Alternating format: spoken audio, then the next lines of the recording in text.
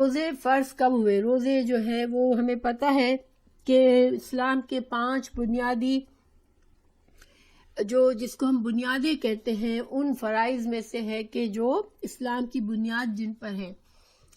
تو روز اس کے بارے میں حدیث ہے جس سے ہمیں پتہ چلتا ہے کہ روزے جو ہے وہ اسلام کے 5 بنیادی فرائض میں سے ہے. عبداللہ بن عمر رضی اللہ عنہ کہتے ہیں کہ رسول اللہ صلی اللہ علیہ وسلم نے فرمایا اسلام کی بنیاد 5 چیزوں پر ہے. کلمہ شہادت اشہد ان لا الہ الا اللہ وان محمد رسول اللہ. دوسرا نمبر 2 نماز قائم کرنا. نمبر 3 زکوٰۃ ادا کرنا. نمبر 4 حج کرنا. اور نمبر 5 رمضان کے روزے رکھنا. اور اس حدیث کو بخاری نے روایت کیا ہے. رمضان کے روزے 2 ہجری میں فرض ہوئے. رمضان کے روزوں کے فرض ہونے سے پہلے مکہ میں آپ صلی اللہ علیہ وسلم نے محرم کا 10 محرم کا روزہ فرض کی حیثیت رکھتا تھا اور تمام مسلمان اس روزے کو رکھتے تھے. رمضان کے روزے فرض ہوئے تو 10 محرم کا روزہ جو ہے وہ نفلی روزہ بن گیا، لیکن اس کا جو ثواب کافی بتایا گیا اور مسلمانوں کو انکریج کیا گیا کہ 9 اور 10 محرم کا روزہ رکھا جائے. انشاءاللہ وہ آگے آئے گا اس کے بارے میں. پھر دوسری حدیث ابو ہریرہ رضی اللہ عنہ سے ہمیں ثابت ہوتا ہے کہ انسان اگر ان 5 بنیادی چیزوں میں اخلاص کے ساتھ پابندی کرتا ہے تو انشاءاللہ اس کے لیے وہ جنتی ہوگا. ٹھیک ہے. تو ابو ہریرہ رضی اللہ عنہ کہتے ہیں کہ ایک عربی نبی صلی اللہ علیہ وسلم کے پاس آیا، حاضر ہوا، عرض کیا مجھے ایسے عمل بتائیے جس کے کرنے میں سے میں جنت میں داخل ہو جاؤں. آپ صلی اللہ علیہ وسلم نے فرمایا اللہ تعالیٰ کی عبادت کرو، اس کے ساتھ کسی کو شریک نہ کرو، فرض نماز قائم کرو، فرض زکوٰۃ ادا کر اور رمضان المبارک کے روزے رکھ. اس نے کہا اللہ کی قسم میں اس سے زیادہ کچھ نہ کروں گا. جب وہ آدمی واپس ہوا تو آپ صلی اللہ علیہ وسلم نے فرمایا جسے جنتی آدمی دیکھنا ہے وہ اسے دیکھ لے. اسے بخاری نے روایت کیا ہے.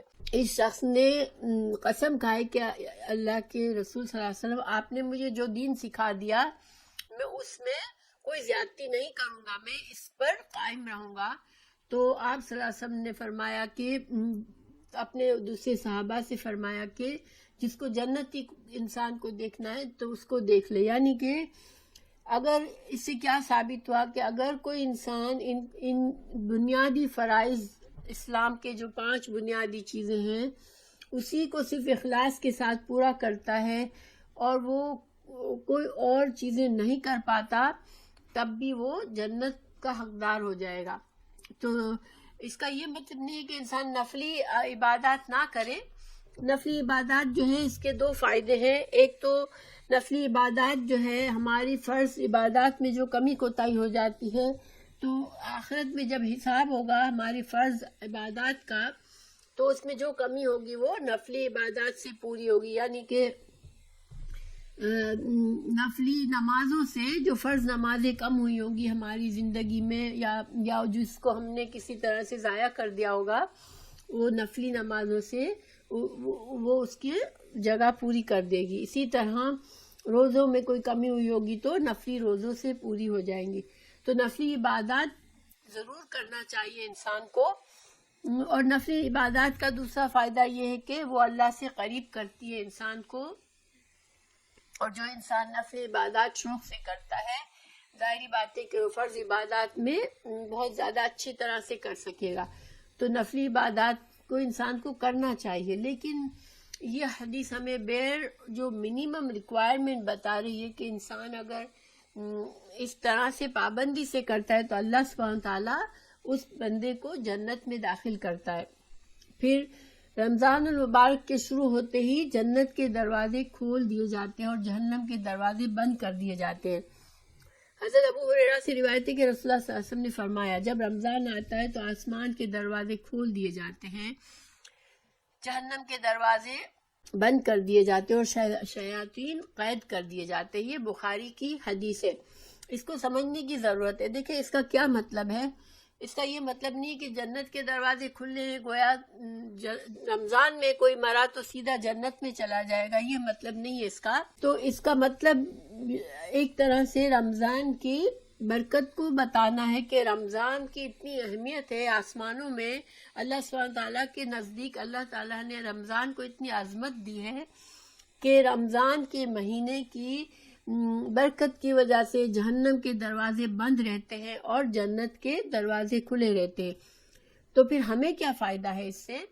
دیکھیں، اس کا مطلب ہم یہ لے سکتے ہیں کہ اللہ تعالیٰ رمضان میں انسانوں کو، مسلمانوں کو عبادات کرنا آسان کر دیتا ہے، اور جو انسان جہنم کی طرف جا رہا ہوتا ہے عام حالات میں گناہوں کی کثرت سے، اللہ سبحانہ تعالیٰ بعض اوقات ایسے بہت سے بندوں کو رمضان کے مہینے میں جنت کے راستے پر لے آتا ہے۔ وہ اخلاص کے ساتھ وہ روزے رکھتا ہے وہ بندہ، تو اس کے پرانے گناہ معاف ہو جاتے ہیں اور وہ جنت کے راستے پر آ جاتا ہے۔ اور بعض اوقات وہ انسان اچھا رمضان گزارنے کے بعد اس کو توفیق آ جاتی ہے کہ وہ بھلائی اور نیکی کے راستے پر چلتا رہتا ہے۔ اور اس شیطان بند ہوتے ہیں تو اس کا کیا مطلب ہے؟ دیکھیں، شیاطین جو ہے وہ انسانوں کو وسوسے ڈالتے ہیں، انسانوں کو بہکاتے ہیں، لیکن بڑے بڑے شیاطین بند کر دیے جاتے ہیں۔ اس کا کیا مطلب ہے کہ انسان کے اپنے ساتھ، ہر انسان کے ساتھ ایک شیطان لگا ہوا ہے، وہ ہوتا ہے، رمضان میں بھی ہوتا ہے، وہ ہر وقت انسان کے ساتھ ہوتا ہے۔ اور جو لوگ دیکھیں بڑے جو گنہگار ہوتے ہیں، جو گناہوں کی جن کو عادت پڑی ہوئی ہوتی ہے، تو وہ یہ نہیں مطلب ہے کہ رمضان ہوتے ہی اب شیطان تو بند ہے تو اب کوئی گناہ نہیں ہوگا، کیونکہ جو لوگ گناہ کے عادی ہوتے ہیں ان کو شیطان کی ضرورت نہیں ہوتی ہے، شیطان تو پھر ان کو چھوڑ دیتا ہے، کیونکہ ان کو پتہ ہوتا ہے کہ یہ آدمی تو ویسے ہی جہنم کے راستے پہ چل رہا ہے۔ تو یہ نہیں ہوتا کہ رمضان میں کوئی گناہ نہیں کر سکتا، رمضان میں بھی گناہ کرنے والے گناہ کرتے ہیں، کیونکہ وہ عادت ہوتی ہے ان کو کسی شیطان کی مدد کی ضرورت نہیں ہوتی ہے، شیطان کے وسوسوں کی ضرورت نہیں ہوتی ہے۔ اور جو انسان ہیں، عام انسان ہیں، ان کے لیے بھی ان کا اپنا شیطان، اپنا نفس، دونوں چیزیں ہوتی ہیں جو رمضان میں بھی ہمیں سستی یا ہمیں کوئی ایسا گناہ ہم سے کروا دیتے ہیں جس سے ہمارے ثواب میں کمی ہو جاتی ہے۔ لیکن بہرحال رمضان میں آسانی ہو جاتی ہے کہ بڑے بڑے شیاطین بند ہوتے ہیں، اور انسان کو اللہ سبحانہ تعالیٰ، آپ نے دیکھا ہوگا رمضان میں اگر ہم رمضان کا استقبال کرتے ہیں تو خود بخود ہمیں آسان لگتا ہے، روزے رکھنا آسان لگتا ہے۔ حالانکہ یہی روزہ اگر ایک روزہ بھی رمضان کے باہر رکھتے ہیں تو ہمیں بہت مشکل لگتا ہے، لیکن رمضان میں ہم ایک ساتھ پورے مہینے کے روزے رکھ لیتے ہیں۔ رمضان کے بغیر ہم میں ایسی طاقت نہیں ہوتی کہ ہم دوسرے مہینوں میں اس طرح سے کر سکیں۔ تو شیاطین کے بند ہونے سے مسلمانوں کو فائدہ ہوتا ہے، لیکن ہم یہ سمجھ لیں کہ کوئی گناہ نہیں ہوتا رمضان کے دوران، تو یہ نہیں ہو سکتا۔ دیکھیں، انسان جب بہت اخلاص کے ساتھ اللہ کی طرف جا رہا ہوتا ہے، نیکی کے کام کر رہا ہوتا ہے، روزانہ قرآن پڑھ رہا ہوتا ہے، قرآن سے تعلق ہوتا ہے، جتنا زیادہ ہم یہ چیزیں کر رہے ہوتے ہیں، شیطان جو ہے ہمارا وہ کمزور ہوتا چلا جاتا ہے، اس کا کم سے کم ہم پر بس چلتا ہے۔ شیطان کب اسٹرانگ ہوتا ہے؟ جب ہم ان چیزوں سے دور ہو جاتے ہیں، جب انسان قرآن کبھی کبھار پڑھ لیا، نماز میں بھی بہت زیادہ اہتمام نہیں کیا، تو پھر شیطان بہت تندرست اور تازہ ہو جاتا ہے اور ہم پر زیادہ حاوی ہوتا ہے۔ جب ہم نیکی کے کرنے کے لیے ہمت باندھ لیتے ہیں تو شیطان جو ہے وہ کمزور پڑ جاتا ہے۔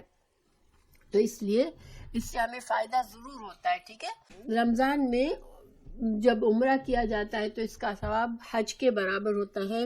روزہ قیامت کے دن روزہ دار کی سفارش کرے گا۔ اب یہ فضیلت آ رہی ہے کہ روزہ رکھنے سے کیا فائدہ ہوگا۔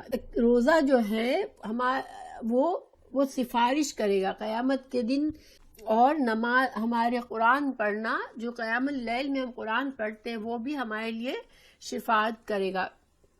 حضرت عبداللہ بن عمر سے روایت ہے رضی اللہ عنہ، رسول اللہ صلی اللہ علیہ وسلم نے فرمایا، روزہ اور قرآن قیامت کے دن بندے کے لیے سفارش کریں گے۔ روزہ کہے گا، اے میرے رب، میں نے اس بندے کو کھانے پینے اور اپنی خواہشات پوری کرنے سے روکے رکھا، لہذا اس کے بارے میں میری سفارش قبول فرما لے۔ قرآن کہے گا، اے میرے رب، میں نے اس بندے کو رات قیام کے لیے سونے سے روکے رکھا، لہذا اس کے بارے میں میری سفارش قبول فرما لے۔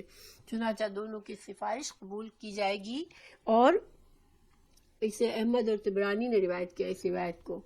پھر روزے کا اجر بے حساب ہے۔ دیکھیں، اللہ سبحانہ تعالیٰ نے بہت سی عبادات کا اجر ہمیں بتایا ہے، جیسے مثال کے طور پر ہر نماز کا 10 نماز کے برابر ثواب ہے۔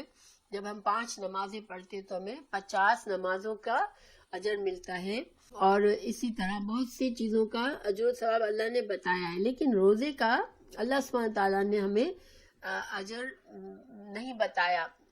حدیث قدسی ہے، اللہ عز و جل فرماتا ہے کہ ابن آدم کا ہر عمل اس کے لیے ہے سوائے روزے کے، روزہ میرے لیے ہے اور میں ہی اس کی جزا دوں گا۔ اب روزہ میرے لیے سے اس کا مطلب ہم یہ بھی لے سکتے ہیں کہ روزہ ایک ایسی عبادت ہے جو کہ صرف بندے اور اللہ کے درمیان ہوتا ہے۔ اگر روزدار خود منہ سے نہ بتائے کہ میں نے روزہ رکھا ہے تو دوسروں کو پتہ نہیں چلتا۔ حالانکہ دوسری عبادات، نماز ہم پڑھتے ہیں یا ہم زکوٰۃ ادا کرتے ہیں تو دوسروں کو پتہ چلتا ہے کہ ہم یہ عبادات کر رہے ہیں، لیکن روزے کا صرف اللہ سبحانہ تعالیٰ ہی کو علم ہوتا ہے جب ہم روزے سے ہوتے ہیں۔ تو اللہ سبحانہ تعالیٰ نے فرمایا، روزہ میرے لیے اور میں ہی اس کی جزا دوں گا، اور روزہ آگ سے ڈھال ہے، لہذا جس روز تم میں سے کسی کا روزہ ہو، اس روز وہ فحش گوئی نہ کرے۔ دیکھیں، روزے کو جس طرح دوسری عبادات میں کچھ پابندیاں ہیں، روزے کے لیے کھانے پینے کی پابندی اور شوہر اور بیوی کا جو آپس کا رشتہ ہے وہ روزے کے درمیان اس سے منع کیا گیا ہے، لیکن ساتھ ساتھ دوسری چیزوں سے بھی منع کیا ہے۔ وہ ہے کیا؟ فحش گوئی۔ فحش گوئی کوئی بھی ایسی بے حیائی کی بات کرنا، گالی گلوچ کرنا، یا کوئی بھی جو کہ عام جو ہے دیکھا جائے تو جس کے لیے حیا ہونا ضروری ہے جن چیزوں کے لیے، تو فحش گوئی کرنا، بیہودہ کلامی کرنا، اور کوئی دوسرا اس سے گالی گلوچ کرے یا لڑائی کرے۔ اگر خود انسان گالی گلوچ نہ کرے، جھگڑا نہ کرے، کسی کو طعنہ نہ دے، کسی کی غیبت نہ کرے، تو خود اپنا خیال رکھ رہا ہے، لیکن کوئی اور گالی گلوچ شروع کر دے اس کے ساتھ، تو بھی کیا کرے انسان؟ اس سے کہہ دے کہ بھائی میرا روزہ ہے، 1-2 بار اس طرح دہرا دے کہ میں روزے سے ہوں۔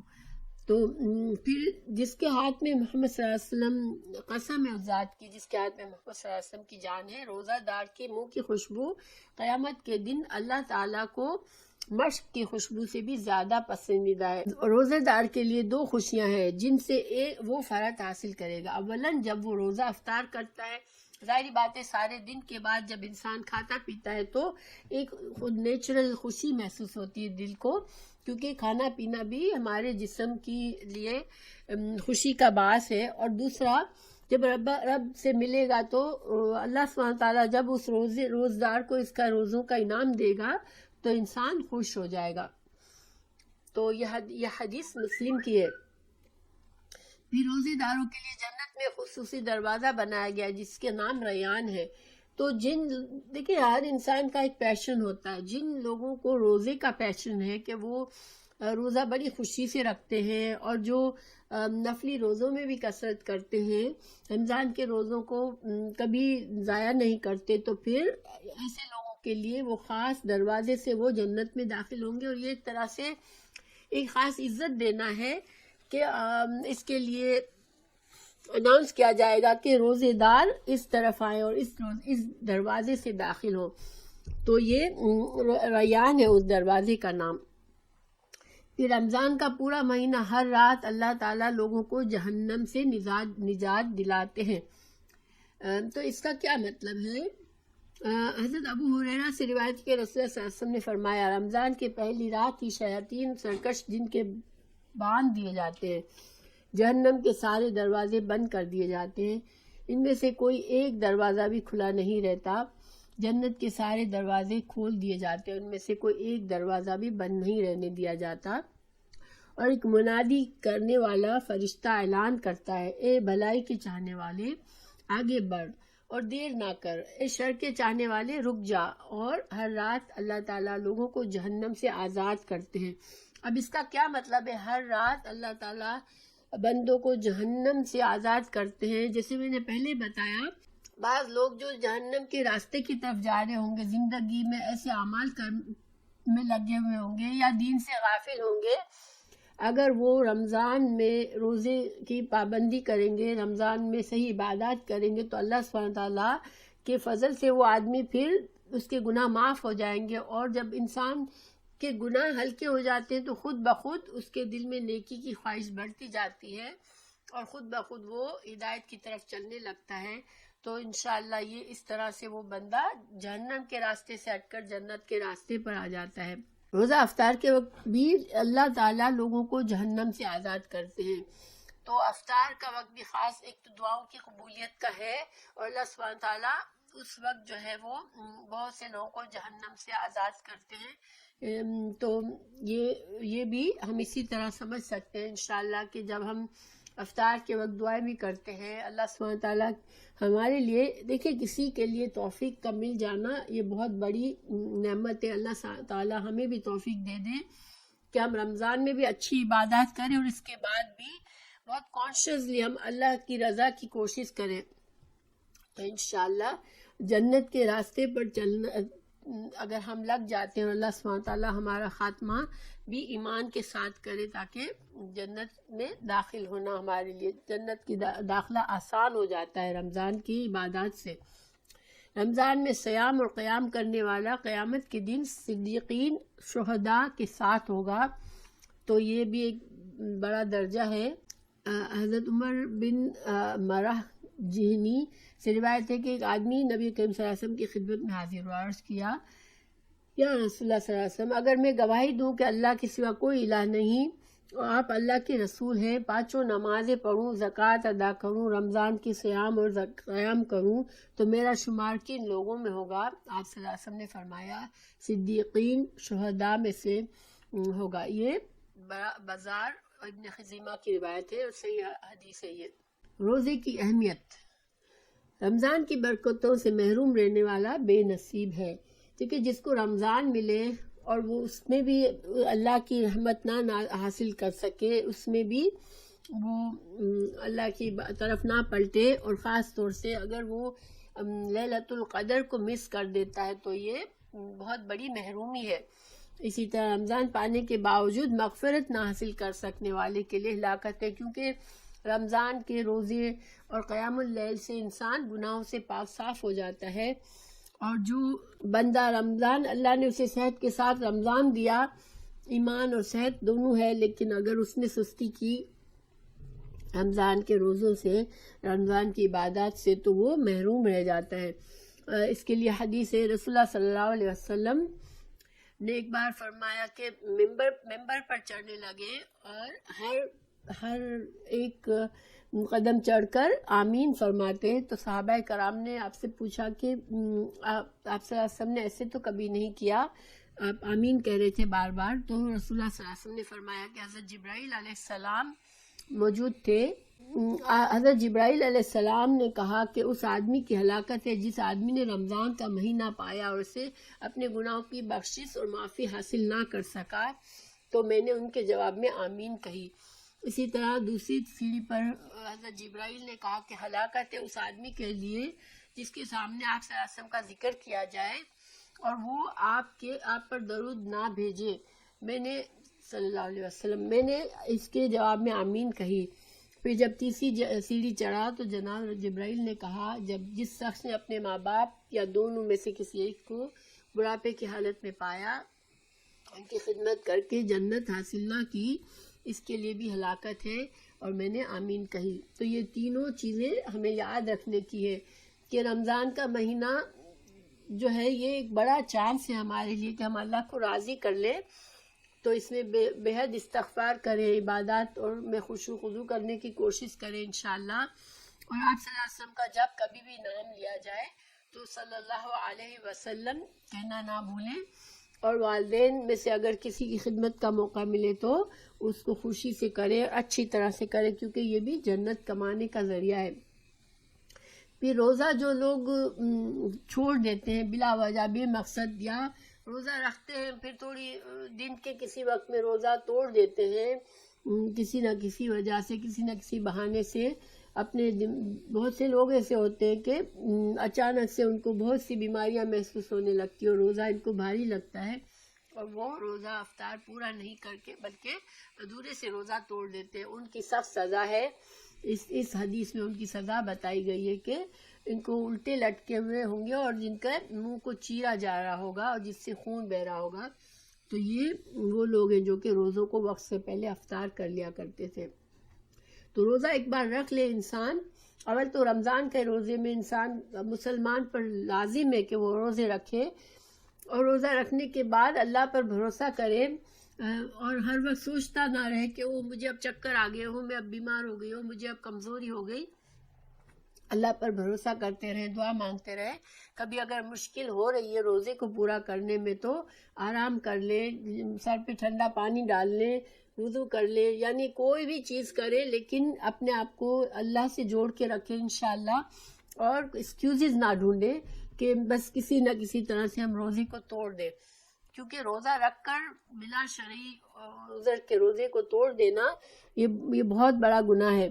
ویسے تو اللہ سبحانہ تعالیٰ جانتا ہے، بعض اوقات اگر انسان بہت بیمار ہے لیکن روزہ رکھ لیتا ہے تو پھر اس وقت اس طرح سے نیت کرے انسان کہ یا اللہ مجھے اپنی بیماری سے ڈر ہے، اگر میری بیماری نے مجھے بے بس کر دیا تو میں روزہ توڑ دوں گا۔ تو یہ اللہ سے پھر اخلاص سے نیت سے کوشش کرے تو انشاءاللہ اللہ تعالیٰ روزہ پورا کروا دیں گے، اور نہیں بھی کروائیں گے اگر وہ روزہ توڑنا ہی پڑ گیا تب بھی اس کا پھر گناہ سے بچ جائے گا وہ انسان۔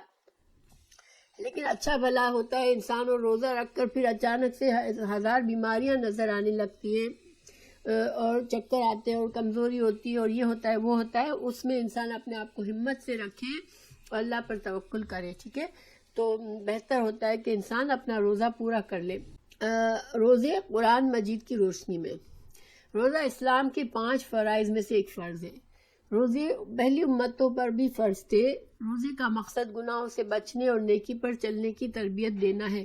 اللہ سبحانہ تعالیٰ نے ہمیں روزوں کے ذریعے تقویٰ سکھانے کے لیے ہمیں روزے دیے ہیں، کیونکہ جب انسان اللہ کے حکم سے حلال چیزوں سے رک جاتا ہے، کھانا پینا، شوہر بیوی کا تعلق کرنا، یہ سب چیزیں حلال ہیں انسان کے لیے، لیکن جب انسان اللہ کے حکم کو، اللہ کی رضا کے لیے، اللہ کا حکم کو فالو کرنے کے لیے حلال چیزوں سے رکتا ہے تو اس انسان کو اللہ تعالیٰ اتنی ہمت دے دیتا ہے کہ وہ حرام چیزوں سے بچنے لگتا ہے۔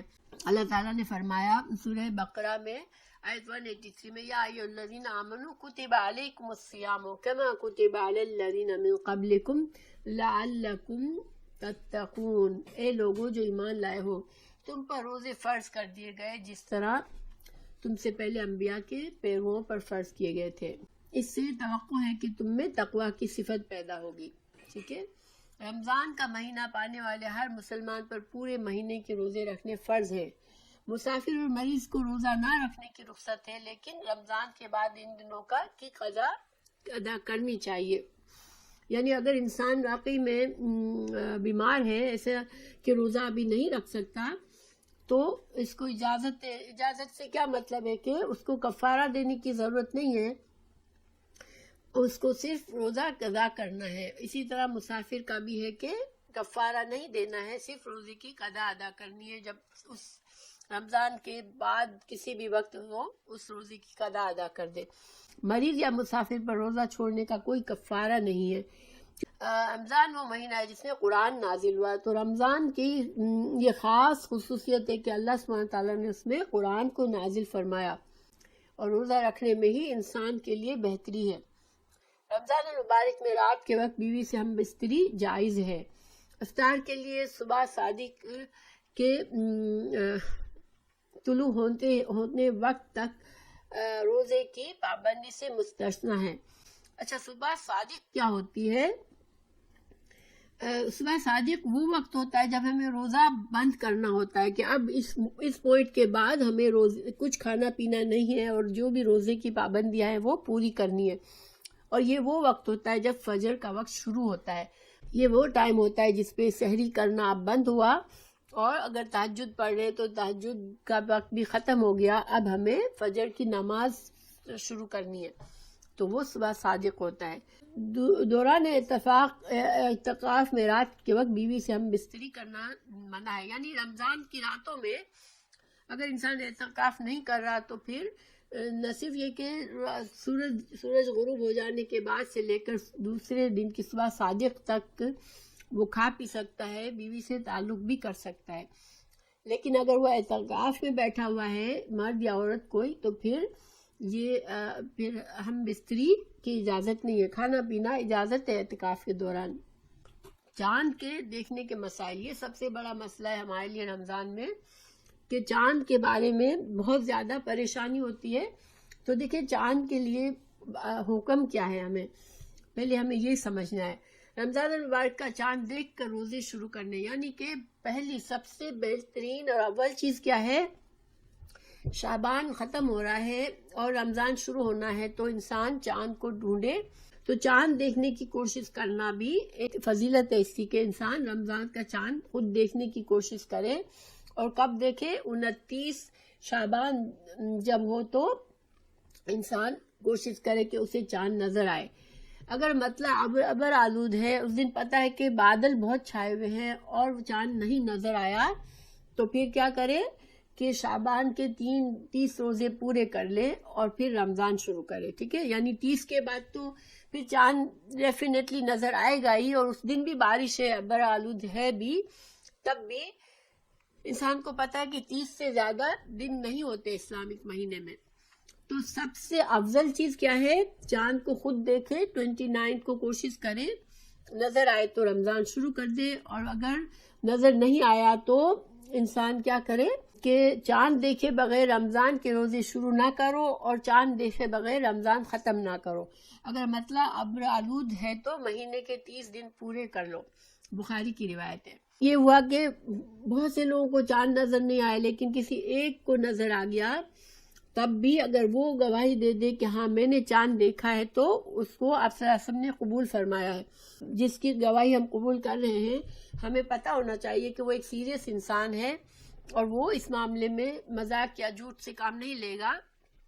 تو آپ صلی اللہ علیہ وسلم نے ایسے ایک آدمی کی گواہی بھی قبول فرما لی ہے چاند کے بارے میں. پھر رمضان کی پہلی تاریخ سے کہ چاند کے وہ بظاہر چھوٹا یا بڑا ہونے سے شک میں نہ پڑے. دیکھیں بعض اوقات ایسا ہوتا ہے کہ ہم نے دوسرے دن ہمیں چاند بہت بڑا نظر آتا ہے تو ہم کہتے ہیں لو ہم نے تو مس کر دیا پہلا روزہ، اور چاند تو اب یہ چاند تو بہت بڑا ہے، یہ تو تیسرے دن کا دوسرے دن کا چاند ہے. اس بارے میں پھر شک نہ کرے. یعنی اسلام میں اگر ہم کوئی نیک کام کرتے ہیں تو کرنے سے پہلے تحقیق کرے، اور جب کر لیں تو پھر شک میں نہ پڑے. یعنی کہ کیا ہوا، میرا کیا ہوگا، میرا وہ روزہ مس ہو گیا یا کیا ہوا، اس طرح سے پھر نہ سوچے انسان. ایک بار جو فیصلہ کر لیا، فیصلہ کرنے سے پہلے پورا علم سے تحقیق سے کام لے اور تمام ذرائع جو بھی ہمارے پاس موجود ہیں ان کو استعمال کرے، اور پھر جب فیصلہ ہو جائے اس کے بعد پھر شک میں نہ مبتلا ہو انسان. نیا چاند دیکھنے پر یہ دعا پڑھنی چاہیے، اللہم اہلہ علینا بالیمن والایمان والسلامتی والاسلام ربی وربک اللہ. یہ ترمذی کی دعا ہے، الہی ہم پر یہ چاند امن اور ایمان، سلامتی اور اسلام کے ساتھ طلوع فرما. اے چاند تیرا اور میرا رب ایک ہی ہے. پھر چاند دیکھ کر روزہ شروع کرنے اور چاند دیکھ کر ختم کرنے کے لیے اس وقت حاضر علاقے کا ملک کا لحاظ رکھنا چاہیے. بہتر ہوتا ہے کہ انسان اپنے جس علاقے میں رہ رہے ہیں اس کا لحاظ رکھے. پھر دوران رمضان اگر انسان سفر شروع کرتا ہے، روزہ شروع ہو گیا، ہم نے سفر کیا، ہم جہاں گئے وہاں پر روزہ ایک دن بعد ہوا تھا، اب باقی کا رمضان ہم وہاں پر گزار رہے ہیں، تو ہم اپنے پھر روزوں کی گنتی پوری کر لیں اور پھر ہم روزہ چھوڑ دیں. اگر عید جیسے ہمارے 30 روزے میکسیمم ہو گئے ہیں اور ابھی ان کا ایک روزہ باقی رہتا ہے تو ان کو رکھنے دیں اور ہم چھوڑ دیں روزہ، اور عید ہم ان کے ساتھ منا سکتے ہیں، یا پھر ہم وہ روزہ جو ہے وہ نفلی روزہ سمجھ کر اس کو کر سکتے ہیں، ٹھیک ہے۔ تو اس کے لیے جب ہم سفر کے دوران ہوتے ہیں تو ہمیں یہ اپنی گنتی کا خیال رکھنا پڑتا ہے کہ ہمارے روزے پورے ہوں۔ ابر کی وجہ سے شوال کا چاند دکھائی نہ دے اور روزہ رکھ لینے کے بعد معلوم ہو جائے کہ چاند نظر آ چکا ہے تو روزہ کھول دیں۔ یہ بھی ہو سکتا ہے کہ رات تک دیر تک آپ نے انتظار کیا اور رمضان چاند کا اناؤنس نہیں ہوا، آپ نے صبح روزہ رکھ لیا، پھر 10 بجے 11 بجے جس وقت بھی آپ کو لگے کہ ارے آج تو عید ہے تو آپ اپنا روزہ توڑ دیں۔ اب زوال کب ہوتی ہے؟ جب ظہر کی نماز شروع ہوتی ہے، تو ظہر کی نماز کے بعد ہمیں پتہ چلا کہ لو آج تو عید تھی، اب عید کی نماز پھر کیا کریں؟ تو اگلے دن عید کی نماز کی جا سکتی۔ نماز کے بعد جو ہے پتہ چلے تو روزہ تو کھول دینا چاہیے، کیونکہ عید کا دن روزہ الاؤڈ نہیں ہوتا، لیکن عید کی نماز اب اگلے دن ہوگی، ٹھیک ہے۔ پھر اعمال کا اجر و ثواب نیت کے مطابق ہوتا ہے۔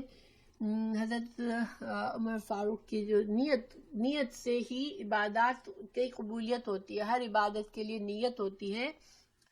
تو نیت کیا ہے کہ انسان اللہ کے لیے خالص نیت ہو کہ میں اللہ کی رضا کے لیے روزے رکھتا ہوں، اور نیت جو ہے وہ بول کر نیت کرنے کی نہیں ہے۔ یہ جو لوگ پڑھتے ہیں وَبِصَوْمِ غَدٍ نَوَيْتُ، یہ نیت جو ہے یہ الفاظ سنت سے نہیں ہے اور نہ ہی ان کا مطلب صحیح بنتا ہے، ٹھیک ہے۔ تو یہ جو ہے دعا یہ صحیح نہیں ہے۔ نیت روزے کی کیا ہے؟ دل میں ہے، اللہ سے دل میں ارادہ کرے کہ اللہ میں رمضان کے روزے کی نیت کرتی ہوں۔ اور فرض روزے کے لیے نیت جو ہے وہ کب کرنے کی ہے؟ فجر سے پہلے، یعنی یہ انسان سپوز رات کو ڈاواڈول ہو رہا تھا، میں رکھوں گی نہیں رکھوں گی، رکھوں گی نہیں رکھوں گی، پھر فجر کے بعد آنکھ کھلی تو انسان کہ اچھا اب میں کھانا نہیں کھاتی ہوں، میں روزہ رکھ لیتی ہوں۔ فرض روزوں میں ایسے نہیں ہو سکتا۔ فرض روزوں میں انسان کی نیت پکی ہونی چاہیے اور وہ رات کو ہی کر لینی چاہیے کہ انشاءاللہ میں صبح روزہ رکھنا ہے مجھے۔ تو اس کا کیا مقصد ہے؟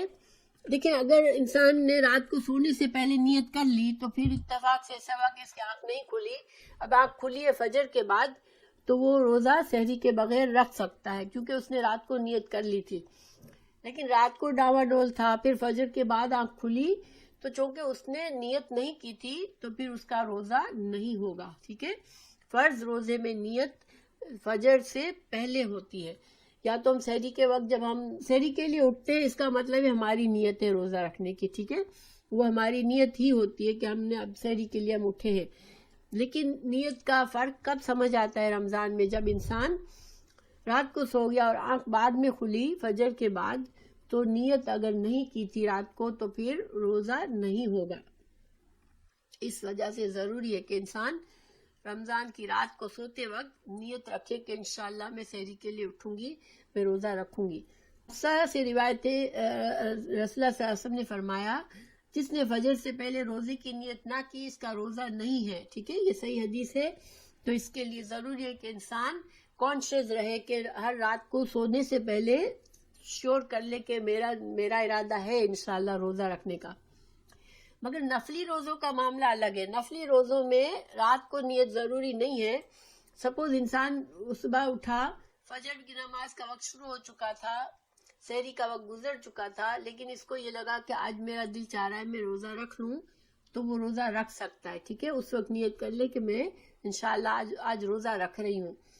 فجر میں زوال سے پہلے یعنی زوال کب ہوتا ہے آپ کو پتہ ہے نا؟ جب سورج جو ہے وہ بالکل سر پر آ جاتا ہے، جب سورج اس طرح سے ہمارے سر پر ہوتا ہے، پھر اس سے پھر مغرب کی طرف ڈھلنے لگتا ہے، تو یہ زوال ہوتا ہے۔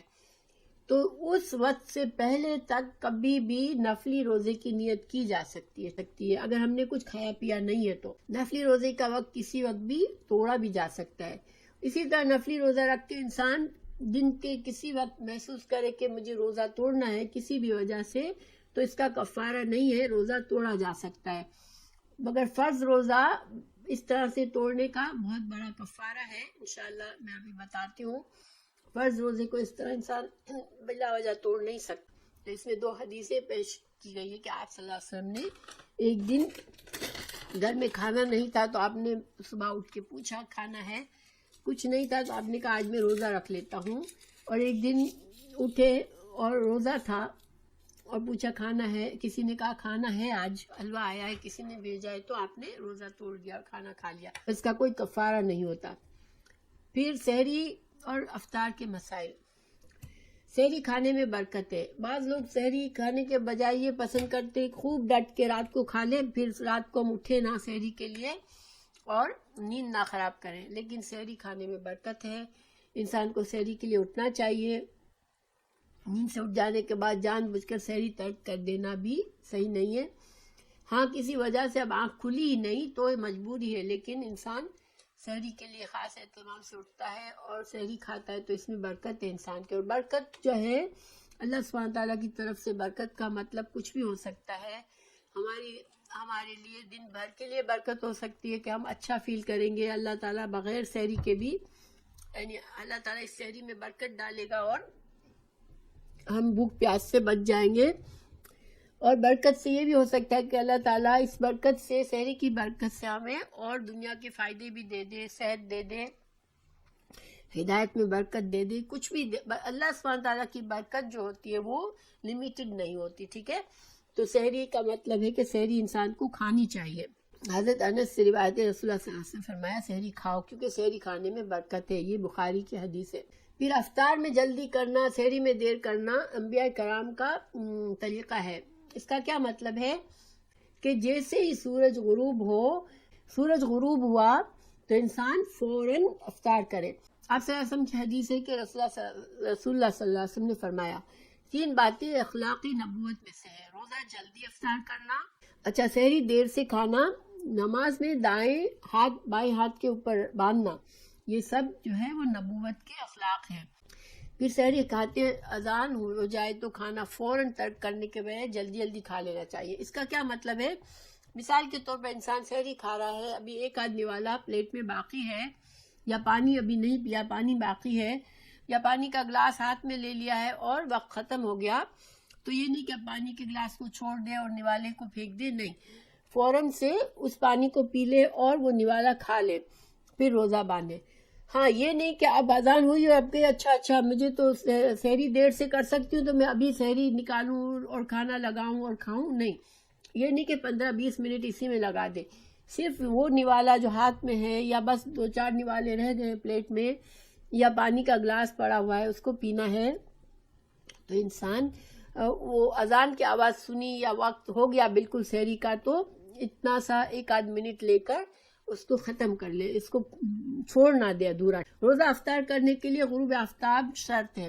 غروب آفتاب سے پہلے غلطی سے بھی انسان اگر 5 منٹ پہلے بھی کھا لیتا ہے تو اگر اس کھانا شروع کر دیا اس نے اور بولا اب کیا فائدہ ہے، 5 ہی منٹ اب تو میں پورا کر لوں، تو اس کا روزہ قبول نہیں ہوگا، اس کو روزے کی قضا دینی پڑے گی۔ اللہ، یہ بخاری کی حدیث ہے کہ جب رات آ جائے اور دن چلا جائے تو سورج غروب ہو جائے تو روزہ کھولا جائے۔ اچھا، روزہ کن چیزوں سے کھولا جا سکتا ہے؟ تازہ کھجور، خشک کھجور، پانی سے روزہ افطار کرنا مسنون ہے۔ تازہ کھجور سب سے بیسٹ ہے، نہیں تو خشک کھجور، وہ بھی نہیں ہے تو پھر پانی سے۔ بہت سے لوگ نمک سے کہتے ہیں، یہ سنت سے ثابت نہیں ہے، ٹھیک ہے، نمک سے روزہ کھولنا سنت سے ثابت نہیں ہے۔ پھر روزہ افطار کرتے وقت درج ذیل دعا مانگنی چاہیے۔ تو یہ کیسے، اس کا کیا طریقہ ہے؟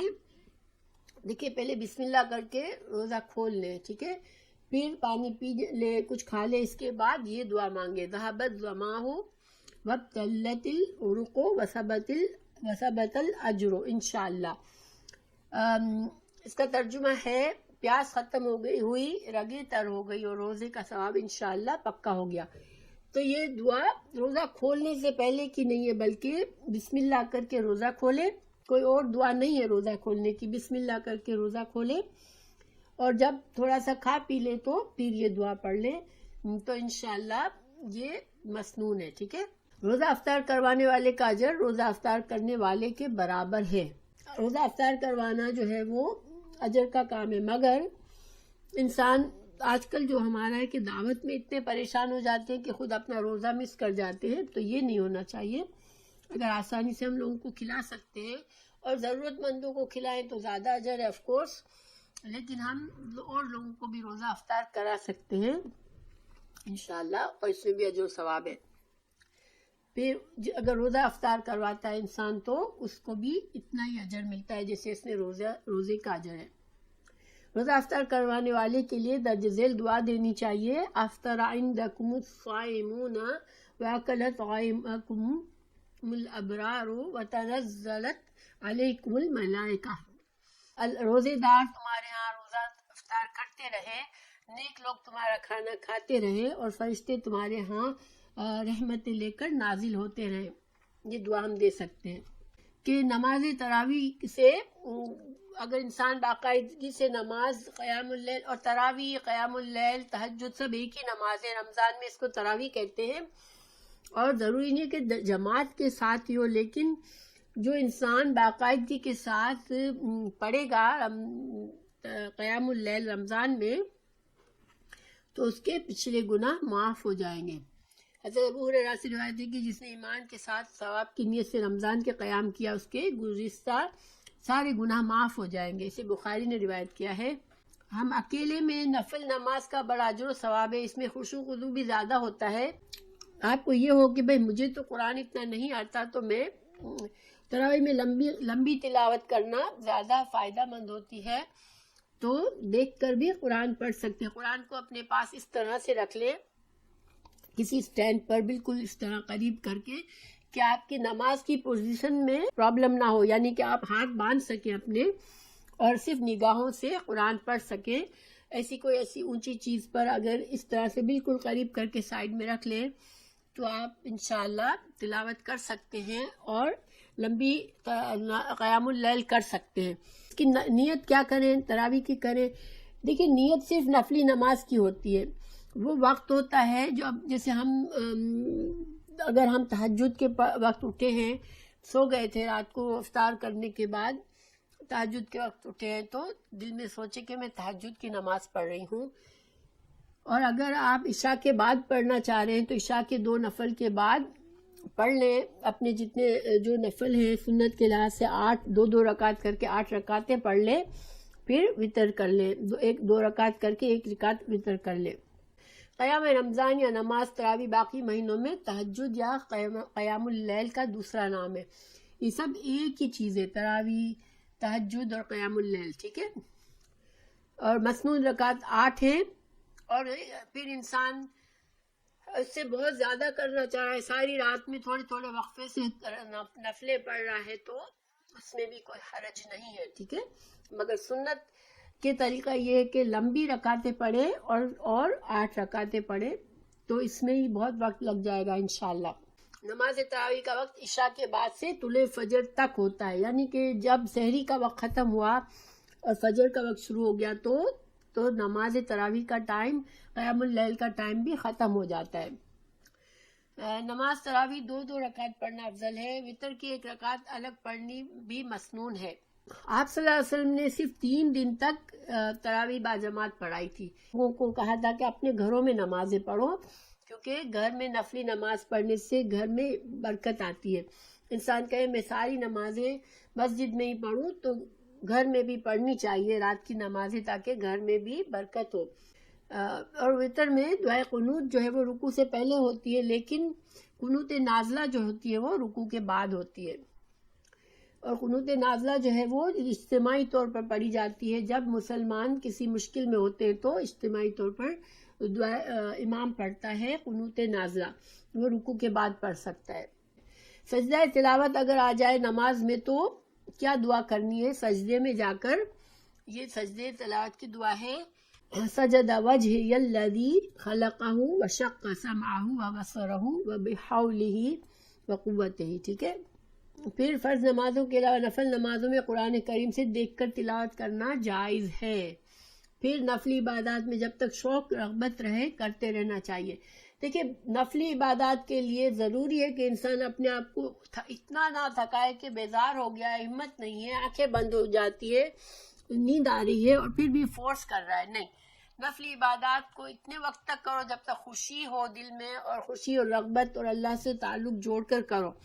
اگر بہت تھکاوٹ ہے اور انسان پر بوجھ آ رہا ہے تو نفلی عبادات کرنا مناسب نہیں ہے، کیونکہ نفل جو ہے انسان زائد کرتا ہے اللہ کی رضا کے لیے. اللہ سبحانہ تعالیٰ کے لیے اجر کی کوئی کمی نہیں ہے، لیکن ہم جو ہے اگر بہت تھکا لیں گے خود کو نفلوں میں تو فرض نماز پر بھی ہمارے فرض عبادات پہ اثر آئے گا، اس میں کوالٹی نہیں رہے گی. اس لیے انسان کو اعتدال کرنا چاہیے. نفلی نمازوں میں، نفلی روزوں میں انسان اتنا رکھے جو خوشی کے ساتھ اچھی طرح سے کر سکے.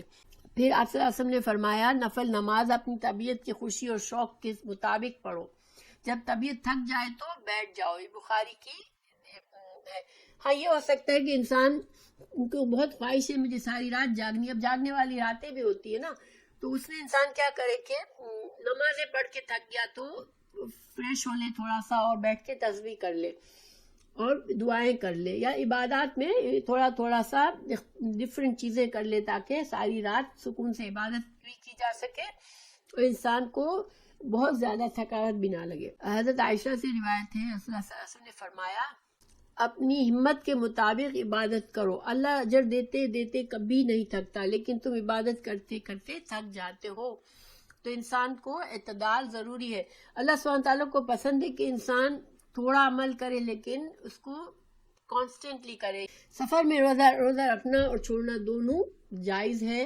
رمضان کا روزہ بغیر کسی شرعی عذر کے چھوڑنا جائز نہیں ہے، لیکن سفر میں ہے تو ہم سفر کو اپنے دیکھ لے کہ کتنا مشکل سفر ہے تو انسان رکھ لے روزہ یا چھوڑ دے اور بعد میں قضا کر لے، جائز ہے. اگر روزہ رکھتا ہے اور سفر میں ہے تو پھر اس طرح نیت کرے کہ یا اللہ اگر مجھ پر بھاری ہو گیا روزہ تو میں چھوڑ دوں گا، اور اللہ سے دعا کرے آسانی کی، تو انشاءاللہ یہ بھی ہو سکتا ہے. ٹھیک ہے کہ پھر اگر روزہ رکھ لیا لیکن اتنے مشکل ہو گیا کہ اب روزہ بہت بھاری پڑ رہا ہے، سفر تک مشکل ہے، تو انسان روزہ توڑ سکتا ہے. رمضان کا روزہ ورنہ توڑنا بہت بڑا گناہ ہے، لیکن سفر میں اگر انسان رکھ لیتا ہے اور پھر توڑ دیتا ہے کیونکہ بہت مشکل ہے تو اس میں گناہ نہیں، بس صرف قضا کرنی ہے. اسی طرح حاملہ عورت ہے، دودھ پلانے والی عورت ہے، وہ بھی اگر دودھ پلانے والی عورت اور حاملہ عورت کے لیے اللہ نے اجازت دی ہے کہ وہ روزے نہ رکھیں اور پھر بعد میں قضا کر لے، لیکن اگر کسی عورت کو ہے کہ نہیں مجھے رکھنا ہے، میں رکھ سکتی ہوں، تو اس نیت سے رکھے کہ انشاءاللہ اگر مجھے مشکل پڑا تو میں روزہ توڑ دوں گی.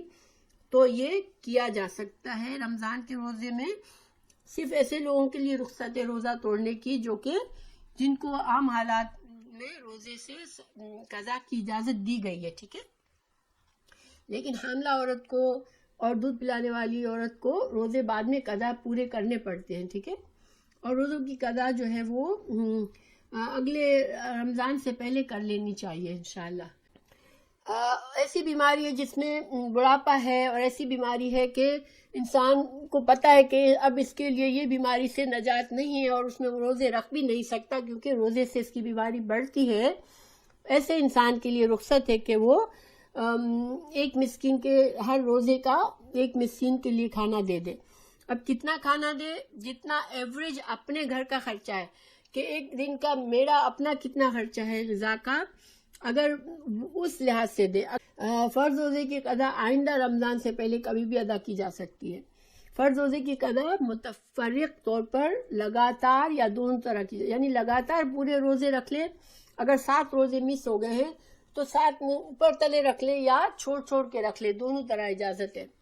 پھر نفلی روزوں کی قضا ادا کرنی واجب نہیں. نفلی روزے اگر انسان رکھ کر توڑ دیتا ہے، وہ چیزیں جو روزے میں روزہ مکروہ کرتی ہیں یا روزے کو خراب کرتی ہیں، تو بھول چوک سے کھا پی لینے سے روزے کو روزہ ٹوٹتا بھی نہیں اور مکروہ بھی نہیں ہوتا. ٹھیک ہے، انسان اگر بھول سے کھا لے تو اس سے روزہ ٹوٹتا نہیں ہے، بھول سے پانی پی لے روزہ ٹوٹتا نہیں ہے.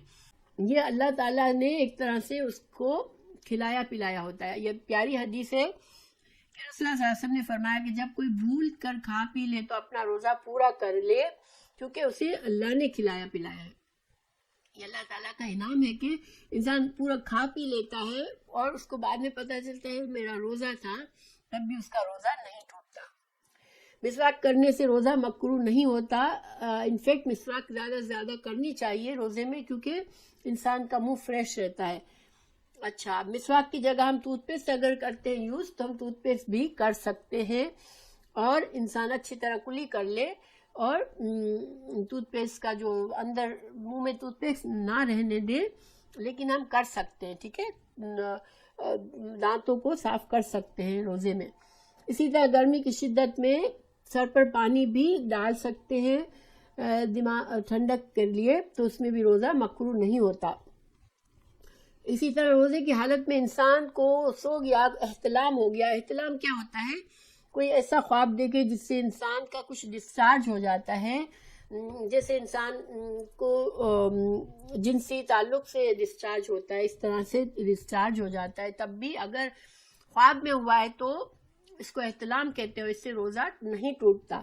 مزی کسی کے بعضوں کے پانی خارج ہوتا رہتا ہے ایک طرح کا، اس سے بھی روزہ نہیں ٹوٹتا، ٹھیک ہے، اور مکروہ بھی نہیں ہوتا، کیونکہ ایک یہ انسان کا اختیاری چیز نہیں ہوتی ہے۔ یہ سر میں تیل لگانے سے، کنگھی کرنے سے، آنکھوں میں سرما لگانے سے روزہ مکروہ نہیں ہوتا۔ اسی طرح انڈیا کا ذائقہ چکھنے سے، یا منہ میں تھوک نکل لیا اس سے، یا منہ میں کوئی مکھی یا مچھر کسی طرح سے چلا جائے تو اس سے انسان کو بیزاری ضرور ہوتی ہے، مگر روزہ نہیں ٹوٹتا۔ روزہ دار گرمی کی شدت میں کپڑا پانی میں تر کر کے بدن پر رکھ سکتا ہے، اس سے روزہ مکروہ نہیں ہوتا۔ انسان جنبی ہے، انسان کو غسل واجب ہے، پاک طہارت ضروری ہے، لیکن آنکھ نہیں کھلی۔ اب آنکھ اتنے دیر سے کھلی ہے کہ اگر غسل کرے گا تو سحری نہیں کھا سکے گا، تو وضو کر کے سحری کھا لے اور پھر غسل کر سکتا ہے، ٹھیک ہے۔ کہ انسان ناپاکی کی حالت میں اٹھا ہے، رات کو بیوی سے تعلق کیا، جنبی ہو گیا، اب آنکھ کھلی اتنے دیر سے کہ اگر سحری کھانے کا ہی وقت رہ گیا، اگر نہانے کے لیے جائیں گے تو سحری مس ہو جائے گی، تو وضو صرف کر کے سحری کھا لے اور پھر بعد میں غسل کر کے نماز پڑھ سکتا ہے، فجر کی نماز کے لیے پھر غسل کر لیں۔ روزے کی حالت میں بیوی کو بوسہ دینے سے روزہ نہیں مکروہ ہوتا۔ اسی طرح گلے لگانے سے، بیوی کے قریب بیٹھنے سے روزہ نہیں مکروہ ہوتا۔ ہاں، اگر ینگ کپل ہے، ابھی نئی شادی ہوئی ہے، تو انسان احتیاط کرے کہ ایسا نہ ہو کہ جذبات اس پر حاوی ہو اور وہ روزے کی پابندی کو توڑ دے۔ مگر ایک انسان کو پتہ ہے کہ نہیں، اس میں کوئی حرج نہیں ہے، افیکشن صرف ہے، تو انسان بیوی کو بوسہ بھی دے سکتا ہے اور اس کو گلے سے بھی لگا سکتا ہے، تو اس میں کوئی حرج نہیں ہے۔ بلڈ دینا ہے، اگر جیسے بلڈ ڈونرز بعض لوگ ہوتے ہیں تو بلڈ دینے سے بھی روزہ نہیں ٹوٹتا۔ اسی طرح بلڈ کا ٹیسٹ ہے، خون دینا پڑتا ہے، اس سے بھی روزہ نہیں ٹوٹتا۔ اسی طرح قے آ جائے تو بھی روزہ نہیں ٹوٹتا، ٹھیک ہے۔ ان سب چیزوں سے روزہ نہیں ٹوٹتا۔ قے آنے سے، یا جسم میں کہیں چوٹ لگ گئی اور بلڈ نکل گیا، یا ہم نے بلڈ ٹیسٹ کے لیے گئے اور بلڈ دے دیا، ان چیزوں سے روزہ نہیں ٹوٹتا۔ ہاں، البتہ غیبت کرنا، جھوٹ بولنا، گالی دینا، لڑائی جھگڑا کرنا، اس سے روزہ جو ہے وہ روزے میں یہ چیزیں ناجائز ہیں، الاؤڈ نہیں ہے یہ چیزیں۔ انسان اللہ کو صرف بھوکا رکھنا نہیں پسند، اللہ تعالیٰ کو یہ بات کی حاجت نہیں ہے کہ انسان صرف کھانا پینا چھوڑ دے، بلکہ سارے گناہ کے کام چھوڑنا ضروری ہے روزے میں، اور اپنی زبان کا خیال رکھنا ضروری ہے۔ پھر رسول اللہ صلی اللہ علیہ وسلم نے فرمایا روزہ ڈھالے، لہذا جب کوئی روزہ رکھے تو فحش باتیں نہ کرے، بیہودہ پن نہ دکھائے، اور اگر کوئی دوسرا جھگڑا کرتا ہے، گالی گلوچ کرتا ہے، تو کہہ دے بھائی میرا روزہ ہے۔ پھر روزے کی حالت میں بیہودہ اور فحش جہالت کے کام سے یا گفتگو سے منع ہے۔ اب جہالت کے کاموں میں ہم سوچ سکتے ہیں کہ بیٹھ کے ایسا ٹی وی دیکھنا، ایسے پروگرام دیکھنا، یہ بھی روزے میں پھر مکروہ کرتے ہیں روزے کو، ٹھیک ہے۔ انسان چاہیے کہ عبادات میں، تسبیح وغیرہ میں وقت گزارے اپنا۔ پھر روزہ دار اپنی شہوت پر قابو رکھنے والا نہ ہو تو پھر بیوی کو جیسے گلے نہ لگائے، بوسہ نہ دے، اگر اس کو یہ ہے کہ وہ اس کے جذبات پر اس کو غلبہ آ جائے گا۔ پھر روزے کی حالت میں کلی کرتے وقت ناک میں پانی ڈالتے ہیں جب وضو کرتے ہیں، تو دھیان رکھیں کہ اتنا زیادہ پانی اوپر تک نہ کھینچے کہ حلق میں چلا جائے۔ اسی طرح کوئی ناک میں ایسی دوائی ڈالیں جو کہ حلق میں جاتی ہے تو اس سے بھی بچے انسان، ٹھیک. لیکن اگر نکسیر پھوٹتی ہے کسی کی، ناک سے خون نکل آتا ہے، تو روزہ نہیں ٹوٹتا. اچھا، روزے کے دوران جماع یا کرنے سے روزہ باطل ہو جاتا ہے. اگر بیوی اور شوہر سے تعلق جوڑ لیا روزے کے دوران تو اس کا کفارہ ہے ایک غلام آزاد کرنا، یا 2 ماہ کے مسلسل روزے رکھنا، یا 60 محتاجوں کو کھانا کھلانا. اسی طرح بغیر شرعی عذر کے فرض روزے کو، رمضان کے روزے کو توڑنے کا بھی یہی کفارہ ہے. پھر قصداً قے کرنے سے روزہ ٹوٹ جاتا ہے. منہ میں انگلی ڈال کے، حلق میں انگلی ڈال کے اگر انسان قے کرتا ہے تو روزہ ٹوٹ جاتا ہے، لیکن اگر خود بخود قے آ جائے تو روزہ نہیں ٹوٹتا. اگر انسان کسی عورت کا حیض شروع ہو گیا یا نفاس شروع ہو گیا تو روزہ خود بخود ٹوٹ جاتا ہے، چاہے روزہ ابھی مغرب کو صرف تھوڑی سی دیر ہے اور حیض شروع ہو گیا تو بھی روزہ ٹوٹ جاتا ہے، اس روزے کی بھی قضا کرنی ہے. پھر یہ انسان نہ سوچے کہ اب سارا دن آلموسٹ تو ہو گیا ہے تو میرا روزہ تو ہو گیا، نہیں، روزہ اسی وقت ٹوٹ جاتا ہے جب حیض شروع ہو جاتا ہے. پھر کھانے پینے کی بلا وجہ کھانے پینے سے بچنے سے کوئی فائدہ نہیں ہے کیونکہ روزہ اب نہیں ہے. اور حائضہ عورت جو ہے وہ روزے کی قضا بعد میں دے گی، ٹھیک ہے. پھر نفلی روزوں میں جو ہے وہ حضرت ابو سعید خدری کہتے ہیں کہ رسول اللہ صلی اللہ علیہ وسلم فرماتے ہیں کہ جس نے اللہ کی راہ میں ایک دن کا روزہ رکھا، اللہ تعالیٰ اسے 70 سال کی مسافت کے برابر جہنم کی آگ سے دور کرے گا.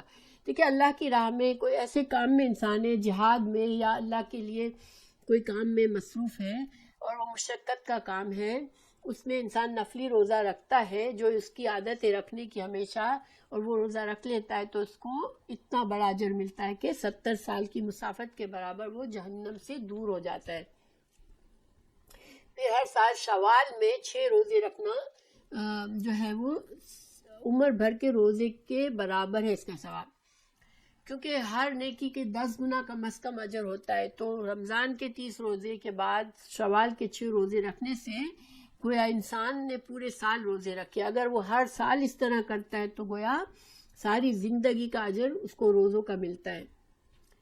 باقاعدگی سے ایام بیض کے روزے 13، 14 اور 15 کے روزے رکھنے سے بھی عمر بھر کے روزوں کا ثواب ملتا ہے. ہر مہینے میں 3 روزے رکھنے سے آپ صلی اللہ علیہ وسلم رکھتے تھے 13، 14 اور 15 ایام البیض. ایام البیض اس لیے کہا جاتا ہے کہ اس وقت چاند جو ہے وہ پورا ہوتا ہے.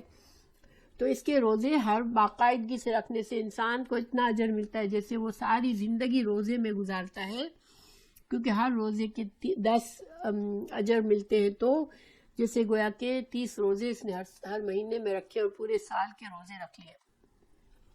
سفر میں نفلی روزہ رکھنا جائز ہے. اگر سفر میں انسان ہے تو سفر اگر آسان ہے اور نفلی روزہ رکھ لیا تو اس میں کوئی ممانعت نہیں ہے. جہاد یا حج کے سفر میں روزہ رکھنے والے کو اللہ تعالیٰ 70 سال کی مسافت کے برابر جہنم سے دور کرتا ہے. یہ ابھی ہم نے پڑھ لی. سوموار اور جمعرات کا روزہ آپ صلی اللہ علیہ وسلم کو پسند تھا، اس حدیث ہی پڑھ لیتے ہیں. وہ ابو کہتے ہیں کہ رسول اللہ صلی اللہ علیہ وسلم نے فرمایا سوموار اور جمعرات کو لوگوں کے اعمال اللہ کے حضور پیش کیے جاتے ہیں. میں چاہتا ہوں کہ میرے اعمال اللہ کے ہاں پیش کیے جائیں تو میں اس وقت روزے سے ہوں. یوم عرفہ 9 ذی الحج کا روزہ، اس کا اجر بہت ہے. ایک گزشتہ سال اور ایک آئندہ سال کے اس سے صغیرہ گناہ معاف ہو جاتے ہیں. اور یوم عاشوراء 10 محرم کا اکیلا نہیں رکھنا چاہیے، 9 اور 10 محرم کا رکھنا چاہیے. اور 10 محرم کے روزے کا اجر جو ہے وہ 1 سال کے صغیرہ گناہ کا کفارہ ہے. محرم کے مہینے میں روزے رکھنے کی فضیلت ہے. رمضان کے بعد سب سے افضل روزے محرم کے روزے ہیں، ٹھیک ہے، جو اللہ کا مہینہ ہے. فرض نماز کے بعد سب سے افضل تہجد کی نماز ہے، مسلم کی روایت ہے. تو محرم کے 10 روزے بھی رکھے جا سکتے ہیں، فرض سے لے کر 10 محرم تک. سوموار کے روزے کی فضیلت آپ صلی اللہ علیہ وسلم نے فرمائی کہ اس دن میں پیدا کیا گیا اور اسی دن مجھ پر قرآن نازل ہونا شروع ہوا. سوموار کے دن قرآن نازل ہونا شروع ہوا، اس لیے آپ صلی اللہ علیہ وسلم نے اس دن روزہ پسند فرمایا. پھر ذی الحجہ میں 9 روزے رکھنا مستحب ہے. ذی الحجہ کے مہینے میں 9 روزے کوئی چاہے تو رکھ لے، یہ مستحب ہے. ہر ماہ میں 3 روزے رکھنا مستحب ہے. ہر ماہ کے سوموار اور جمعرات کے روزے رکھنا آپ صلی اللہ علیہ وسلم کا معمول تھا. اور ممنوع اور مکروہ روزے، عید والے دن دونوں عیدوں میں روزے ممنوع ہے، مکروہ ہے. حال صرف عید الفطر میں صرف عید والے دن اور عید الضحیٰ میں وہی جو 3 دن میں جس میں قربانی کی جا سکتی ہے ان سب میں روزہ رکھنا مکروہ ہے. صرف جمعے کا روزہ رکھنا مکروہ ہے. جمعے کا روزہ کے ساتھ انسان ایک دن ملا لے، جمعرات یا ہفتہ ملا لے تو صحیح ہے، لیکن صرف جمعے کا روزہ اگر نہیں رکھتا ہے انسان تو نہیں صحیح ہے. اعتکاف جو ہے وہ بڑی مسجد میں ہوتا ہے، عورت ہو یا مرد، اور سنت کے والا اعتکاف 10 دن کا ہوتا ہے. لیلۃ القدر جو ہے وہ اس کو ہم سب کو پتہ ہے کہ یہ بہت اہم رات ہے. ابو ہریرہ سے روایت ہے، نبی صلی اللہ علیہ وسلم نے فرمایا جس نے لیلۃ القدر میں ایمان کے ساتھ ثواب کی نیت سے قیام کیا اس کے گزشتہ گناہ معاف کر دیے جائیں گے. بخاری کی ہے. لیلۃ القدر میں اگر نماز یعنی کہ صحت عافیت کے ساتھ انسان لیلۃ القدر کو نہ پانے کی کوشش کرے رمضان میں، یہ بڑی بد نصیبی ہے. لیلۃ القدر کو آخری عشرے میں طاق راتوں میں ڈھونڈنا چاہیے. رمضان کے آخری عشرے میں بہت زیادہ عبادت کرنی چاہیے. رمضان کے آخری عشرے میں اپنے اہل عیال اور کو عبادت کے لیے خصوصی ترغیب دلانا چاہیے، اپنے گھر والوں کو بھی ترغیب دینی چاہیے. پھر اگر آخری عشرے کی تمام راتوں میں جاگنے کی فرصت نہ پانے والے کے لیے لیلۃ القدر کا بھرپور ثواب حاصل کرنے کے لیے 2 اہم احادیث کہ انسان حضرت ابو ذر سے ہے کہ صلی اللہ علیہ وسلم نے فرمایا جس نے رمضان میں امام کے واپس ہونے تک امام کے ساتھ قیام کیا، یعنی نماز تراویح با جماعت ادا کی، اس کے لیے ساری رات قیام کا ثواب لکھا جائے گا. جس کو ساری رات جاگنے کی ہمت نہیں ہے، اگر وہ امام کے ساتھ عشاء پڑھتا ہے اور پھر تراویح کی نماز پڑھتا ہے اور پھر وتر پڑھ کے گھر آتا ہے تو گویا اس کو اتنا ثواب مل گیا جیسے اس نے ساری رات کی عبادت کی ہے.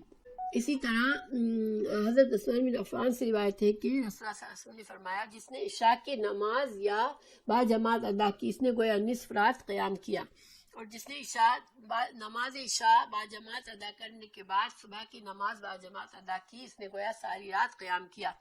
تو یہ خوشخبری ہے کہ اللہ تعالیٰ پوری رات کی عبادت کا اجر دے دیتا ہے. لیلۃ القدر کی یہ دعا اللہم انک عفو تحب العفو فاعف عنی، یہ دعا یاد کر لینی چاہیے. بہت اہم دعا ہے اور چھوٹی سی دعا ہے، اس کا جو ثواب ہے. صدقہ فطر ہر مسلمان چھوٹے بڑے غلام سب پر فرض ہوتا ہے، اور یہ جو ہے انسان کے روزے میں جو بھی کمی کوتاہی ہو جاتی ہے اس کو پورا کر دیتا ہے. اور کو جو گھر کا بڑا ہوتا ہے وہ صدقہ فطر ادا کرنا چاہیے، اس کے اوپر ذمہ ہوتا ہے کہ وہ بچوں کا بھی کرے. اور یہ ہمارے ہاں مسجدوں میں بتا دیتے ہیں کہ کتنا ہے. اصل سنت کا طریقہ یہ کہ ایک سوا کے مطابق جو ہے جو 3 سیر یا 2.5 کلو گرام کے برابر ہوتا ہے، اس کے برابر جو ہے وہ کھجور یا جو یا کوئی کھانے کی چیز دی جاتی ہے. مگر چونکہ ہمیں مسجد میں بتا دیا جاتا ہے، اور یہ عید ہے تو آخری روزے اور عید کی نماز سے پہلے ادا کر دینا چاہیے. عید کی نماز کے بعد دینا جائز نہیں ہے، عید کی نماز سے پہلے دے دینا چاہیے. لیکن اگر جلدی بھی دے دے 2 دن رمضان سے ختم ہونے کے ایک آدھ دن پہلے بھی دے دے انسان تو جائز ہے. گیہوں، چاول، کھجور، منقع، یہ ساری پنیر، یہ چیزیں دی جا سکتی ہیں. عید کی نماز جو ہے وہ عید کے دن غسل کرنا، خوشبو لگانا، اچھے کپڑے پہننا، مسواک کرنا، یہ صحیح ہے، جائز ہے. اور کوئی میٹھی چیز کھانا نماز سے پہلے یہ سنت سے ثابت ہے. اور اسی طرح عید الضحیٰ کو قربانی کا گوشت کھانا یہ جائز ہے. نماز عید کے لیے بڑی مسجد میں کی جائے یا بستی کے کھلے میدان میں کی جائے، عورتوں کو بھی جانا ضروری ہے نماز میں. کسی وجہ سے نماز میں نہ جا سکے تو گھر میں 2 رکعت پڑھی جا سکتی ہے، اگر بیمار ہے یا کوئی اور وجہ ہے تو. پیدل جانا زیادہ مسنون ہے، ایک راستے سے جا کر دوسرے راستے سے گھر آنا اچھا ہے. اور تکبیرات پڑھنا چاہیے، تکبیرات جو ہے وہ پڑھتے ہوئے جانا چاہیے نماز کے لیے. اور اس میں نماز کے 2 رکعت ہوتی ہے اور پھر خطبہ ہوتا ہے، اور نماز میں تکبیرات ہوتی ہے. تو تکبیرات کے لیے ہاتھ اٹھایا جاتا ہے، اور اس کی تکبیرات جو ہے ایک پہلی میں 7 اور دوسری میں 5 ہوتی ہے، جو کہ شروع میں کی جاتی ہے. ٹھیک ہے. عید الاضحیٰ کی نماز 2 رکعتیں، عید الفطر کی 2 رکعتیں، مسافر کی نماز 2 رکعتیں. اچھا نہیں اذان اور اقامت نہیں ہوتی ہے اس میں، اور نماز سے پہلے یعنی عید کی نماز میں پہلے نماز اور پھر خطبہ ہوتا ہے۔ یہ حضرت ابوبکر صدیق، حضرت عمر فاروق نماز عیدین خطبہ سے پہلے ادا کرتے تھے۔ عید کی نماز میں 12 تکبیریں ہوتی ہیں، پہلی رکعت میں 7 اور دوسری رکعت میں قرات سے پہلے 5 رکعتیں ہوتی ہیں، دونوں میں قرات سے پہلے تکبیرات ہوتی ہیں، ٹھیک ہے۔ اچھا، اب ظاہر ہم اگر کسی امام کے ساتھ پڑھ رہے ہیں تو ہم اس کو فالو کرتے ہیں، تو انشاءاللہ وہ بھی ہم کر سکتے ہیں، کیونکہ یا ہم اپنا طریقہ بھی کر سکتے ہیں، لیکن بہرحال اگر انسان فتنے سے بچنے کے لیے تمام مسلمانوں کو فالو کرتا ہے تو جائز ہے۔ اور عید کی نماز پڑھ کر تقبل اللہ منا و منکا کے الفاظ سنت سے ثابت ہے۔ جمعے کی دن عید آ جائے تو جمعے کی نماز پڑھی جائے یا ظہر کی نماز پڑھی جائے، دونوں جائز ہے۔ کوئی نہ جا سکے تو گھر میں پڑھ لے، بیماری کی وجہ سے اگر نہیں گیا تو۔